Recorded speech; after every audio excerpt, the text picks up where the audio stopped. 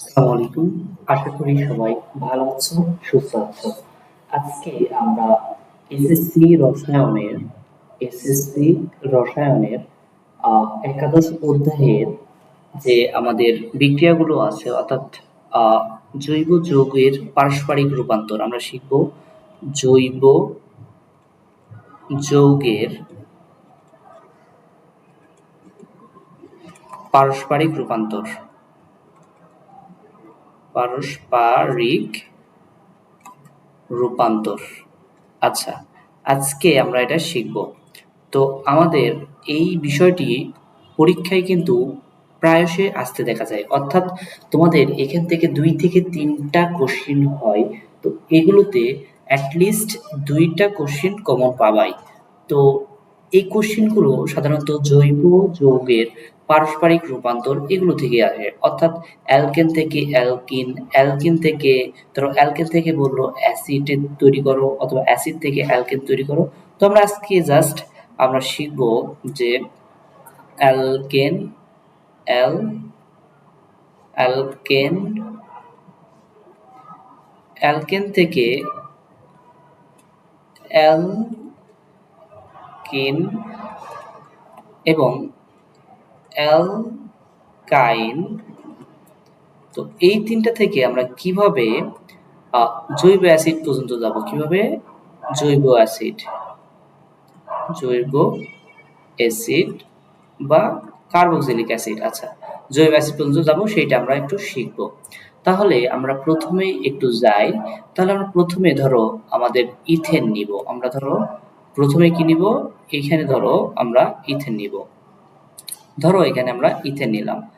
আমাদের বললাম ইথেন থেকে আহ, কি বললো, ধরো আহ, জৈব অ্যাসিড প্রস্তুত করো বা ইথানয়িক অ্যাসিড। ইথানয়িক অ্যাসিড, ধরো এটা আমাদের কি করতে বলো, সরি আমরা একটু জাস্ট মিশে দিই। আচ্ছা, তাহলে এখান থেকে ধরো আমাদের কি বললো, ইথেন থেকে ইথানয়িক অ্যাসিড, ইথেন থেকে ইথানয়িক অ্যাসিড, ইথানয়িক অ্যাসিড এইটা আমাদের তৈরি করতে বললো। তো আমরা কিভাবে তৈরি করব এটা আমরা একটু দেখব। তাহলে আমাদের প্রথমেই যে কাজটি হবে আমরা সেটা একটু করে নিই। আচ্ছা, আমরা এটা আরেকবার লিখি। ইথেন থেকে কি করব, আমরা ইথানয়িক অ্যাসিড তৈরি করব। ইথানয়িক অ্যাসিড, এটা আমরা আজকে তৈরি করা শিখব। তাহলে দেখো আমাদের প্রথম যে কাজটা হবে, আমরা ইথেনটা লিখে নিব। আমরা তো আগে সংকেত লেখা শিখিয়েছি। তাহলে আমরা দেখি ইথেনের সংকেত CH3, CH3, এটা হলো আমাদের ইথেনের সংকেত। তো আমরা প্রথমে কি করব, এইটাকে আমরা ইউভি রশ্মির উপস্থিতিতে ব্রোমিনের সাথে বিক্রিয়া করবো। অর্থাৎ হ্যালোজেন গ্রুপের কোনো সদস্যের সাথে বিক্রিয়া করালে ইথেন সাধারণত কোনো বিক্রিয়া কিন্তু অংশগ্রহণ করে না, কিন্তু একে যখন হ্যালোজেনের সাথে বিক্রিয়া করাবা তখন ইথেন বিক্রিয়ায় অংশগ্রহণ করবে। কিন্তু এইখানে একটা প্রভাব থাকতে হবে, কি বলতো, ইউভি রশ্মির উপস্থিতিতে। কিসের উপস্থিতিতে? ইউভি আল্ট্রাভায়োলেট রে এর উপস্থিতিতে যখন আমরা বিক্রিয়া করাবো তখন উৎপন্ন আমাদের কি হবে দেখো। তাহলে এই শেষের একটা হাইড্রোজেন যদি আমার বন্ধন উঠে যায় তাহলে একটা ব্রোমিন এখানে যুক্ত হবে আর এইচবিআর তৈরি হবে। তাহলে দেখো CH3 CH2, মানে এখান থেকে একটা হাইড্রোজেন উঠে গেল, এখানে এই ব্রোমিন এসে যুক্ত হবে বিআর প্লাস একটা হাইড্রোজেন যে উঠে আসলো এটা আবার ব্রোমিনের সাথে যুক্ত হবে, তাহলে এইচ বিআর অর্থাৎ হাইড্রোজেন ব্রোমাইড। তাহলে প্রথমে এটা কি হলো, ইথাইল ব্রোমাইড। এটা কি হইলো, ইথাইল ইথাইল ব্রোমাইড, ব্রোমাইড। আচ্ছা, ব্রোমাইড। এরপরে তাহলে এইটা গেল আমাদের প্রথম ধাপ। তারপরে ২ নাম্বার ধাপে কি হবে, ২ নাম্বার ধাপে এই ইথাইল ব্রোমাইড আবার সোডিয়াম হাইড্রোক্সাইডের জলীয় দ্রবণের সাথে বিক্রিয়া করে আমাদের কি তৈরি করবে, অ্যালকোহল তৈরি করবে। কি তৈরি করবে, অ্যালকোহল। তাহলে দেখো আমরা এখানে ইথাইল ব্রোমাইড নিলাম CH3 CH2 Br প্লাস এখানে আমরা নিব সোডিয়াম হাইড্রোক্সাইড সোডিয়াম হাইড্রোক্সাইড এর অ্যাকুয়েটিক দ্রবণ বা জলীয় দ্রবণ AQ যদি আমরা নিই তাহলে আমাদের কি তৈরি হবে, তাহলে এইখানে এই OH মাইনাসটা দিয়ে এখানে যুক্ত হবে এবং এই বিআরটা এসে সোডিয়াম হাইড্রোক্সাইড সোডিয়ামের সাথে যুক্ত হবে। তাহলে দেখো এখান থেকে CH3 CH2 আর এই বিআরটা উঠে গিয়ে এখানে OH হাইড্রক্সিল আয়ন যুক্ত হবে, তাহলে OH। তাহলে দেখো এটা অ্যালকোহল হয়ে গেল। এরপরে এটা কি হবে, NaBr অর্থাৎ সোডিয়াম ব্রোমাইড। তাহলে এটার নাম কি হলো, ইথানল। ইথানল। আচ্ছা, বুঝছো কি? দেখো তো আমরা প্রথমে এটা কি করলাম, ইথাইল ব্রোমাইডকে সোডিয়াম হাইড্রোক্সাইডের জলীয় দ্রবণের সাথে বিক্রিয়া করালাম, তাহলে আমাদের কি তৈরি হলো, ইথানল তৈরি হলো। আচ্ছা, এটা কি বুঝছো? এটা কি বুঝছো? তাহলে এই পর্যন্ত সেম। এরপরে আমরা একটু দেখি এই একই বিক্রিয়ার মাধ্যমে আমরা এর পরের ধাপে ৩ নাম্বার ধাপে কি তৈরি হবে আমাদের দেখো। তাহলে ৩ নাম্বার ধাপে এই ইথানল যেটা আছে এটা আবার সামনে আনবো। ইথানল CH3 CH2OH এটাকে আবার কি করব, আমরা শক্তিশালী চার পটাশিয়াম ডাইক্রোমেট এবং সালফিউরিক অ্যাসিড প্রভাবের উপস্থিতিতে উত্তপ্ত করলে আমাদের একটা জাইমান অক্সিজেন তৈরি হবে। তাহলে এখানে দেখো আমরা প্রভাব দিব পটাশিয়াম ডাইক্রোমেট K2Cr2O7 এবং H2SO4 অর্থাৎ পটাশিয়াম ডাইক্রোমেট এবং সালফিউরিক অ্যাসিড এই প্রভাবকের উপস্থিতিতে যদি আমরা উত্তপ্ত করি তাহলে আমাদের কি তৈরি হবে বলতো।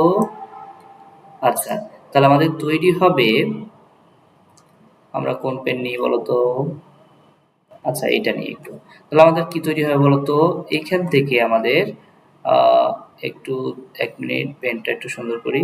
আচ্ছা, এইখানে আমরা জাস্ট একটু পেনটার কালার নিই, এইটা নিয়ে। তাহলে এখান থেকে আমাদের কি তৈরি হবে বলতো, এখানে অ্যালডিহাইড তৈরি হবে। কি তৈরি হবে, অ্যালডিহাইড অর্থাৎ CH3। তাহলে অ্যালডিহাইড যে 2 কার্বন বিশিষ্ট আছে না, এখানে 1 কার্বন আর এখানে 1 কার্বন অর্থাৎ 2 কার্বন বিশিষ্ট যে আমাদের অ্যালডিহাইড আছে সেইটা আমাদের তৈরি হবে। তাহলে দেখো CH3 CH2 এখানে জাস্ট কি হবে CH3 CHO অর্থাৎ এখানে ছিল কি ইথানল, এখানে ছিল ইথানল। এই ইথানল থেকে এখানে ইথানল হবে, ইথানল অর্থাৎ কার্বন সংখ্যা সেম থাকবে, জাস্ট এখানে অ্যালকোহল থেকে এখানে অ্যালডিহাইড তৈরি হবে এবং এই সাথে এইখানকার থেকে আমাদের পানি তৈরি হবে H2O। তাহলে দেখো আমাদের ইথানল থেকে আমাদের ইথানল তৈরি হলো এবং পানি তৈরি হলো, অর্থাৎ পটাশিয়াম ডাইক্রোমেট এবং সালফিউরিক অ্যাসিড প্রয়োগের উপস্থিতিতে যখন আমরা উত্তপ্ত করব তখন আমাদের এখানে জাইমান অক্সিজেন উৎপন্ন হবে, এইটার সাথে বিক্রিয়া করে ইথানল এবং পানি তৈরি করবে। এরপরে দেখো 4 নাম্বার ধাপ। তাহলে এই যে ইথানল তৈরি হইলো এটা আমরা এখন এখানে আনবো CH3 CHO। এটা আবার শক্তিশালী জারক দ্বারা জারিত হয়ে আমাদের কি তৈরি হবে, মানে জৈব অ্যাসিড তৈরি হবে K2Cr2O7 এবং H2SO4।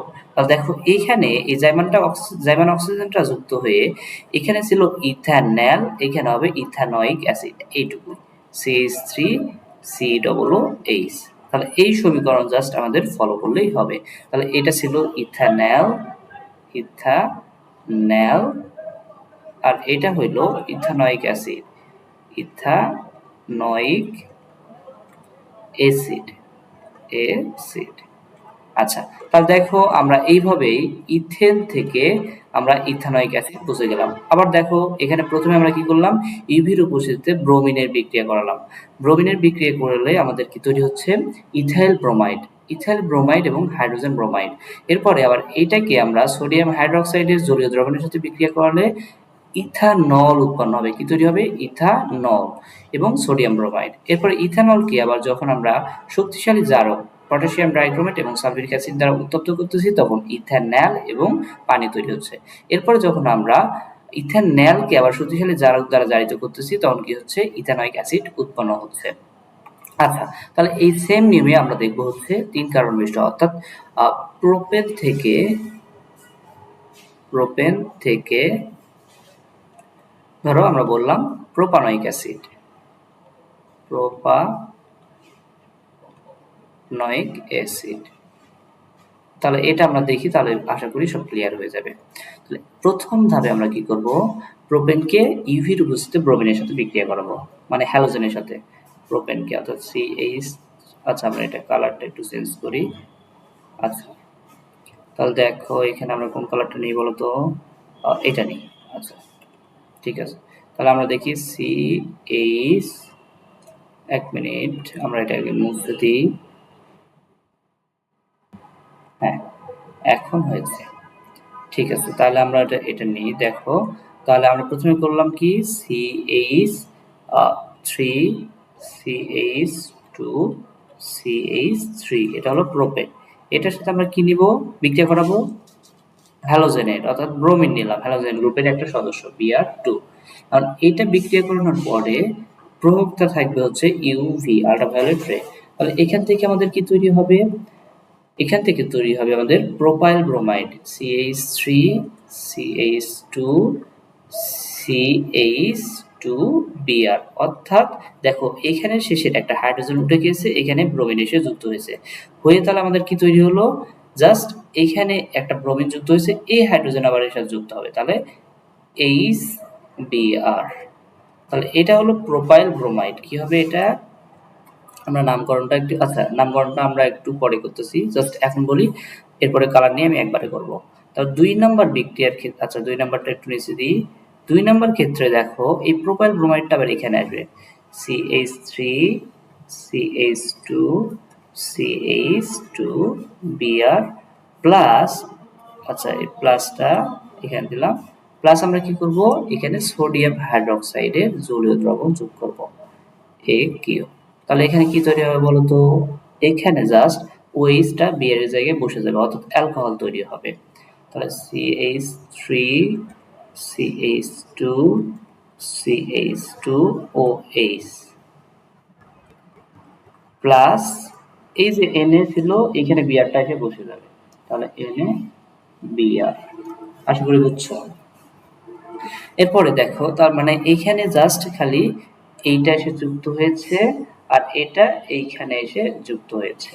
আচ্ছা এরপরে দেখো আমরা কি করলাম, 3 নাম্বার ধাপে এসে এইটা আমরা আবার আনলাম, অর্থাৎ প্রোপান, CH3 CH2 CH2OH প্লাস আমরা এখানে জাইমান অক্সিজেন নিলাম, আর শক্তিশালী জারকটা কি K2 Cr2O7, পটাশিয়াম ডাইক্রোমেট এবং সালফিউরিক অ্যাসিড। সালফিউরিক অ্যাসিডকে কিন্তু অ্যাসিডের রাজা বলা হয়। তাহলে এইটা বিক্রিয়া করে কি তৈরি করবে, প্রথমে জাইমান অক্সিজেন তৈরি করবে, এখান থেকে এটা যুক্ত হয়ে 3 কার্বন বিশিষ্ট, এখানে ছিল না 1 2 3, হ্যাঁ 3 কার্বন বিশিষ্ট এখানে অ্যালডিহাইড তৈরি করবে, অর্থাৎ CH3 CH2 CHO plus H2O। তাহলে দেখো এখান থেকে একটা পানি উৎপন্ন হবে, এক অণু পানি এবং অ্যালডিহাইড। এরপর দেখো এইটা আবার এখানে আসবে 4 নাম্বার ধাপে, তাহলে CH3 CH2 CH2, সরি একটু মিস্টেক হয়েছে, আমরা এটা একটু দেখি।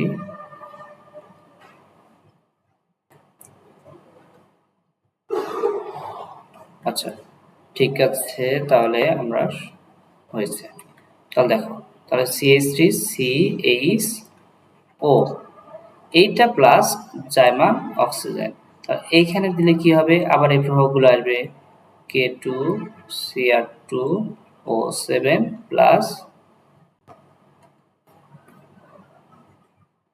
আচ্ছা প্লাস H2SO4। তাহলে এখানে আমাদের কি তৈরি হবে, এখানে আমাদের তৈরি হবে তাহলে অ্যাসিড CH3 CH2 COOH। তাহলে এইখান থেকে অর্থাৎ প্রোপেন থেকে প্রোপানয়িক অ্যাসিড আমরা তৈরি করতে শিখে গেলাম। আশা করি তোমরা বুঝতে পেরেছো। দেখো প্রথমে আমরা কি করলাম, আমরা প্রথমেই আমাদের এইখানে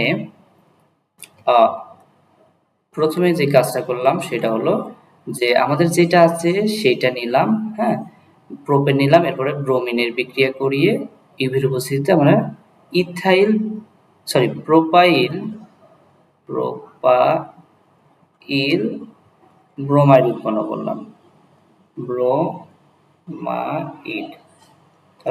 প্রোপাইল ব্রোমাইড উৎপন্ন করলাম। এরপরে এইটা প্রোপাইল ব্রোমাইড আবার সোডিয়াম হাইড্রোক্সাইডের জলীয় দ্রবণের সাথে বিক্রিয়া করে প্রোপানল তৈরি করলো, প্রোপানল।